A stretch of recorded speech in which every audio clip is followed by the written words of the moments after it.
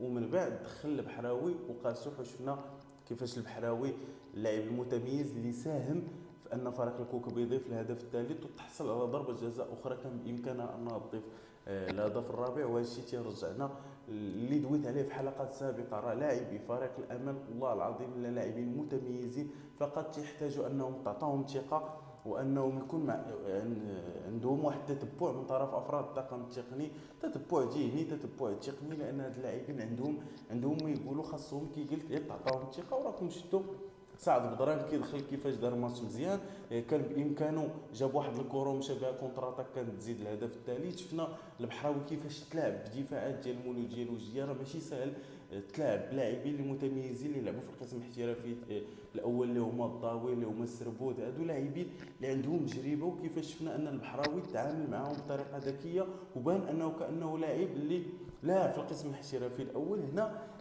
ترجعوا مره اخرى ان اللاعبين ديال فئه الامام راه لاعبين متميزين، فقط كي قلتوا غادي نعاودها تحتاجوا للثقه وتعطاهم الثقه ويتم الاقحام ديالهم في الوقت المناسب وفي لي بوست ديالهم. لان البحراوي اللي خلاه في الماتشات الاولين انه ما تيبانش بداك الوجه اللي عودنا عليه مع فئه الامل، هو انه كان تيتشرك في وسط الميدان. بالمقابل البحراوي تيلعب في الاجنحه، وشفنا البارح فاش لعب في الاجنحه كيفاش عطى اداء متميز. يعني هاد اللاعبين فقط تعطاهم الثقه يتوظفوا بشكل جيد راه غادي يكونوا متميزين وافضل بكثير من اللاعبين اللي تيتنفقوا عليهم اموال طائله وما تيعطيو حتى شي اضافه لفريق الكوكب الرياضي المراكشي.